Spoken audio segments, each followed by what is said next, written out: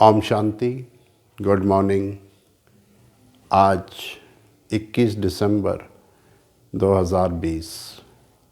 आज की साकार मुरली के महावाक्य।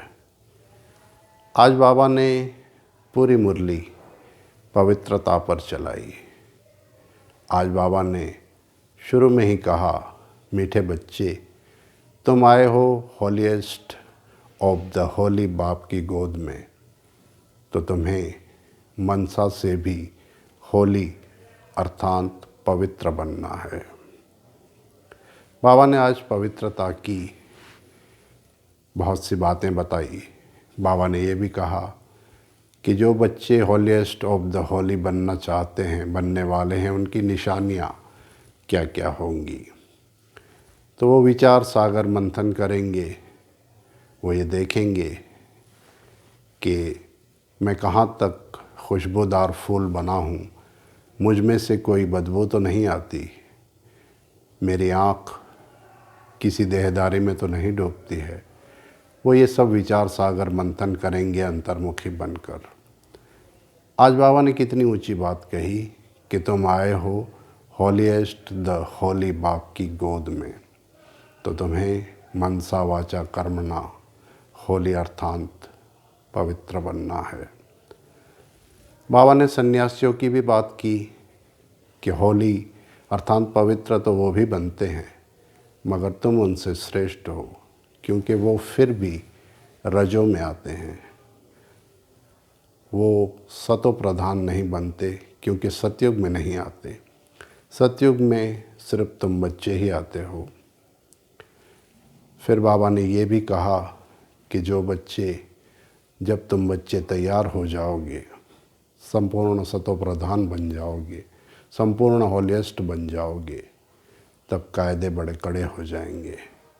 उसके बाद कोई अपवित्र आत्मा यहाँ अर्थात मधुबन में आ नहीं पाएगी। तो आज बाबा ने बहुत सुंदर सुंदर बातें बताई। और बाबा ने ये भी कहा कि कोई कोई बच्चे लिखते हैं कि बाबा, हम पवित्र रहना तो चाहते हैं, लेकिन कभी कभी मनसा में कोई कोई संकल्प आ जाते हैं। तो बाबा ने कहा, अपनी चेकिंग आप करो,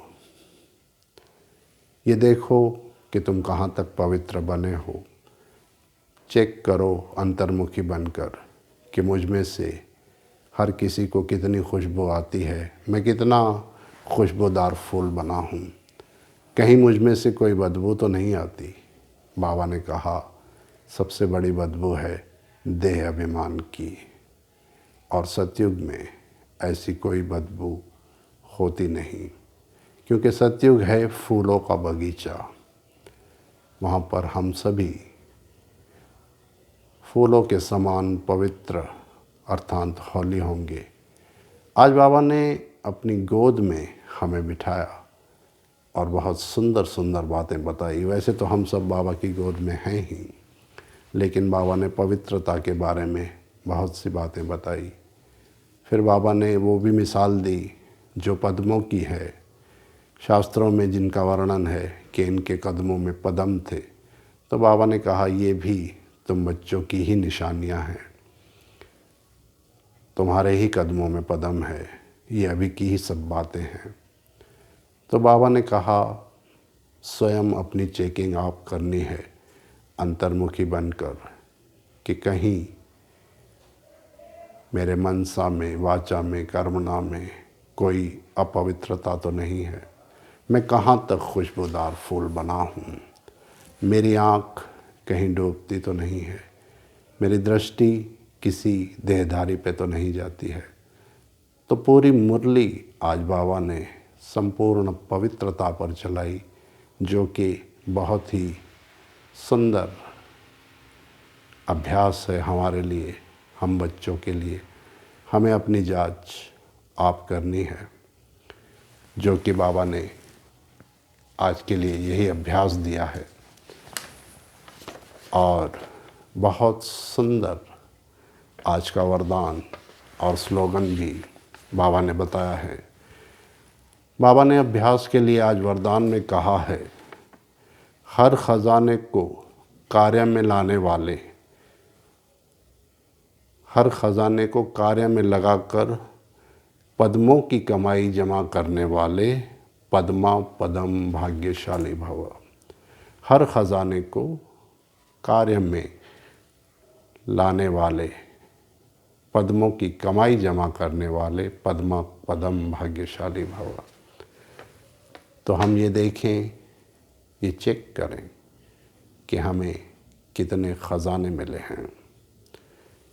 हमें जो ख़जाने मिले हैं उनकी तो गिनती ही नहीं है, लेकिन फिर भी अभ्यास के लिए हम एक लिस्ट बना सकते हैं कि हमें कितने ख़जाने मिले, कितने टाइटल हमें बाबा ने दिए, और हमें उस हर ख़जाने को अभी कार्य में लाना है, क्योंकि यही समय है जो हमें सफल करना है। बाबा ने आज मुरली में ये भी कहा कि संगम युग का एक एक सेकंड कितने ख़जाने जमा करने का समय है, एक एक सेकंड कितना वैल्यूबल है। तो हमें इस बात का भी ध्यान रखना है। एक और बात बाबा ने बड़ी सुंदर बताई स्लोगन में,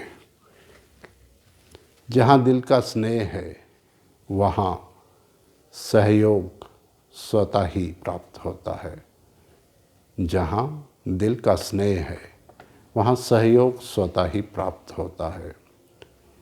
तो ये भी एक बड़ी सुंदर बात बताई बाबा ने।